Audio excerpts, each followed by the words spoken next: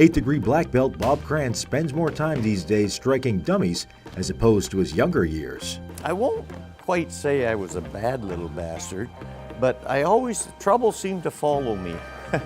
And I thought, as a teenager, then I joined the Navy, and it was all about confrontation, and I thought, well, if I'm going to get in fights, I want to make sure I win.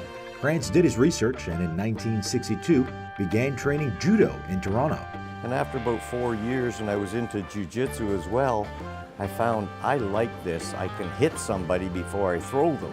Over the course of his training, the Milton Heights native developed a passion for the process. The destination was being a good fighter to me, so I don't lose fights.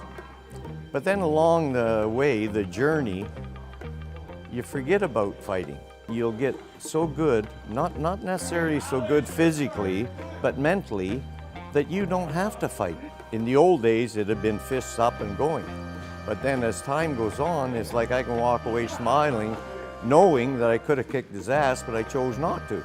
Kranstz did test his skills, but in competition, winning multiple world championships across the globe.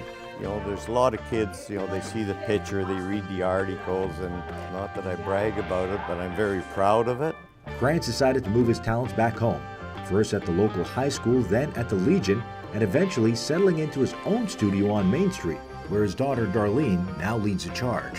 I'm going to keep teaching, I'm going to be here, and I know her and the computer, so I said, I'll even do the computer work, but you set everything up, you're running the club. So she took over, and boy, she's doing a great job, especially with the kids program.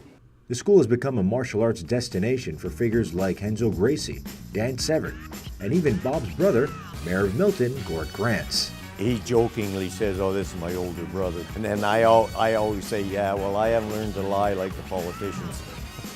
Gord always says, I'm the talker, my brother's the fighter, so if you want any problems, it's him.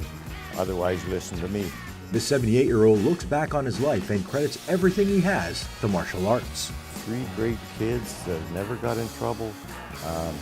Got a wife, we've been married for 60 years. So I put that positive attitude into our family as well as into my job. Kranstz now focuses on the younger generation, helping them use martial arts in all aspects of their lives. I think it's important that what they learn in the martial arts, that they take with them in school, whether they're writing a test, whether they have to do jobs at home, doing the martial arts. It's being the best you can be. You'll never be as good as somebody else, but you'll be better than a lot of other people. So you try to be the best that you can be, whether that's in school, doing jobs at home, martial arts, and like I said, you look in the mirror, and that person you look at, you say there ain't nobody better. And that's the thing I believe in.